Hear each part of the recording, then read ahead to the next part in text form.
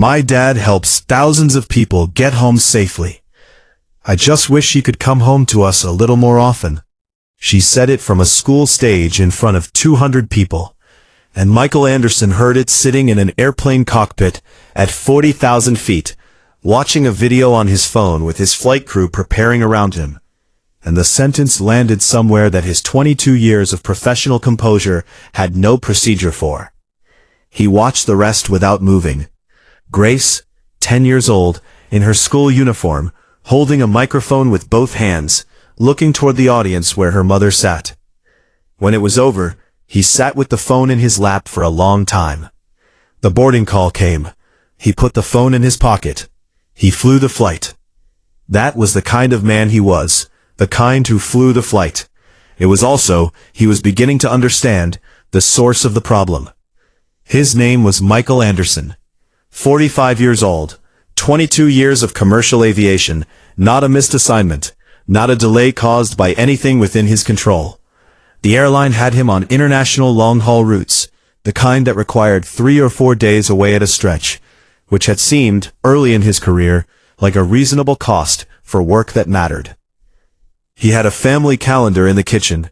His wife Emma had started it when Noah was born as a way of keeping track. School events, birthdays, the ordinary appointments of a life with children. Somewhere along the way, it had become, without anyone naming it as such, a record of something else. Grace drew gold stars on the dates her father promised to be there. When the last-minute reassignments came, and they came regularly, because that was the nature of the schedule, and Michael was the dependable one they called, she crossed the star out with a small black X. He walked past the calendar every morning when he was home. He had never counted the X's. Hero Day was the first Friday in May. She had not asked him to come.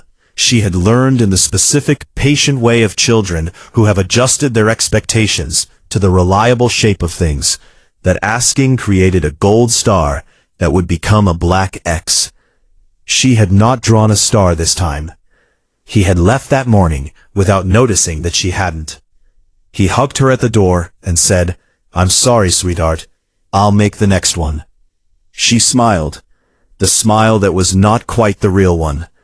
He had not noticed the difference until he watched the video.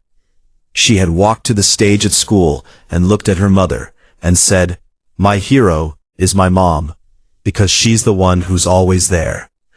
The room had gone quiet in the way rooms go quiet when a child says something true that the adults around her have been avoiding.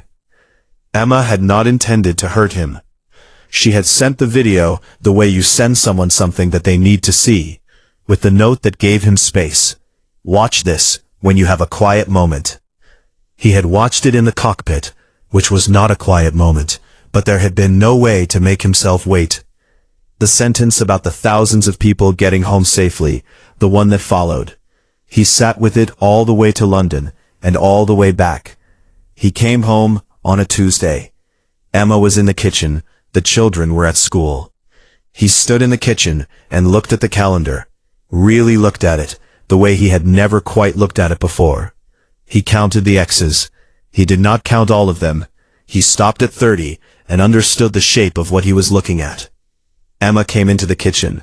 She saw him looking at the calendar. She did not say anything, because she had been not saying this particular thing for several years, and she was very good at it. "Grace stopped drawing the star this time," he said. "I know," Emma said. "She didn't ask me to come." "She stopped asking a while ago," Emma said, gently, not as an accusation, just the plain fact of it. He put his hand flat on the calendar, on the X's, on the dates that had been promised and rescheduled and lost. "I need to fix this," he said. "I know," she said. "I've been waiting for you to know." He met with the airline the following week.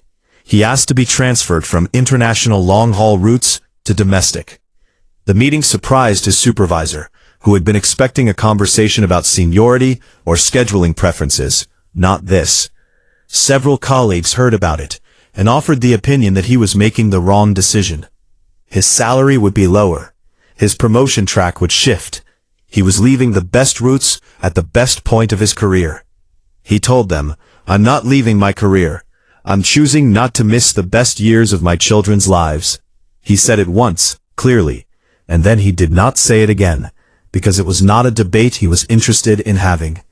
Life did not become perfect. He still flew. He still wore the uniform and felt the specific satisfaction of a job done with care.